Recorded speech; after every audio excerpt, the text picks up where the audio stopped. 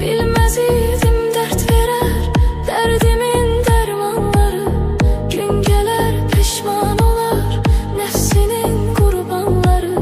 Dünya taxtinden salar şahları sultanları. Etibarsiz dünyaya etibar etmek günahdır. İntihar etmek günahdır.